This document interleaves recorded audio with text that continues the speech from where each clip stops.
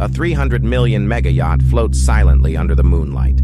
Suddenly, the serenity is shattered by the roar of police boats. Helicopters circle overhead. News alerts flood the internet. $6 billion lost in seconds. CEO missing. Interpol issues red notice. In real time, thousands stare at screens as their digital wallets drain to zero. One transaction, 60 seconds, billions gone. This wasn't a glitch. It was a masterpiece of manipulation. And it all leads back to one man, Leo Magnus. Leo Magnus wasn't born into money, but he made you believe he was.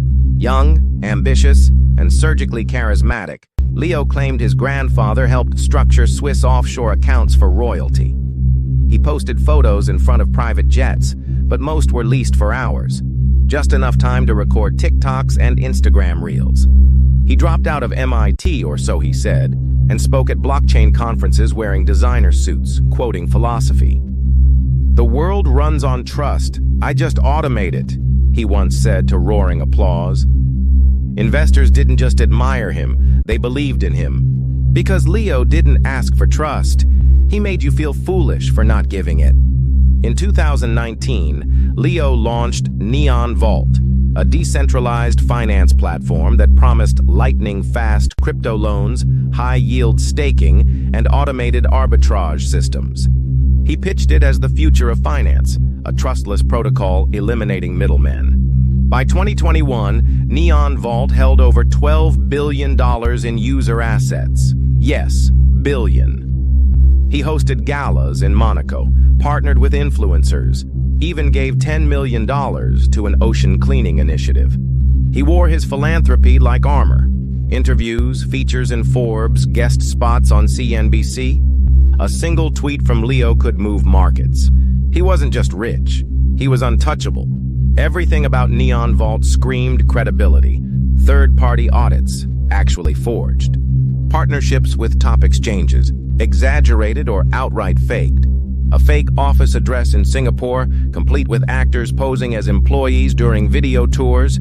He paid influencers and YouTubers under the table to shill his platform. Politicians shook his hand.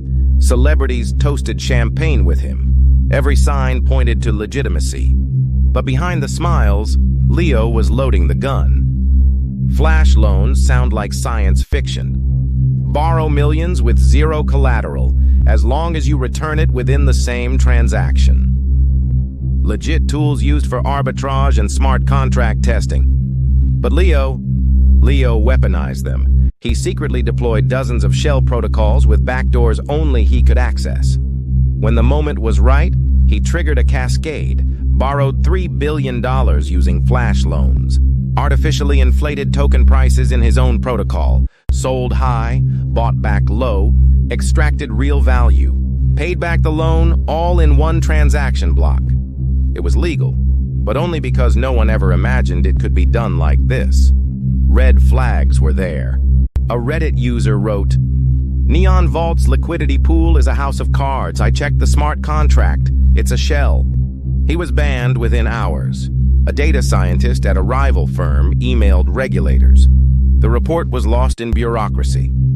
And Leo? He tweeted, "If you don't understand how we make money, maybe you're not ready to." Investors laughed. The price of Neon coin doubled that week. But then, everything collapsed. March 17, 2023. At exactly 9:41 a.m. UTC, wallets started draining. Smart contracts were being exploited, but this time by their creator. One transaction, known now as 0x Deathloop, executed a chain of events that moved funds across 87 protocols. In 60 seconds, over $6 billion disappeared. Investors screamed on Twitter. Discords shut down from the traffic. But Leo? Gone. His yacht had left port 12 hours earlier. His social media wiped. His crypto wallets obfuscated through layers of mixers and privacy chains. When clients asked for their money, it simply wasn't there. Interpol issued a red notice. The FBI joined the manhunt. Crypto exchanges froze anything tied to Neon Vault. Only $730 million was recovered. Victims flooded news outlets with heartbreak. A retired couple in Spain lost their life savings. A single mother in Texas had leveraged her home. A 19-year-old student took his own life. But Leo, still missing. Rumors placed him in Russia, then Turkey, then silence. No arrest, no trial, no justice yet. But whistleblowers began leaking documents, voice recordings, screenshots. The world watched in horror as a new truth emerged. Neon Vault was always a trap. One designed to look safe. One designed to look profitable. One designed to make you ignore your instincts. Leo Magnus is still at large. Interpol believes he converted the stolen funds into Monero and physical assets. Governments have begun regulating flash loans more strictly, but the damage is done. Crypto has never fully recovered its trust. And the victims? Most never saw a single cent returned. He didn't just steal our money, he stole our future. Leo Magnus didn't use violence. He didn't break into banks. He didn't run in the night. He sat in front of cameras. He shook hands. He smiled. And then he vanished. This wasn't a hack.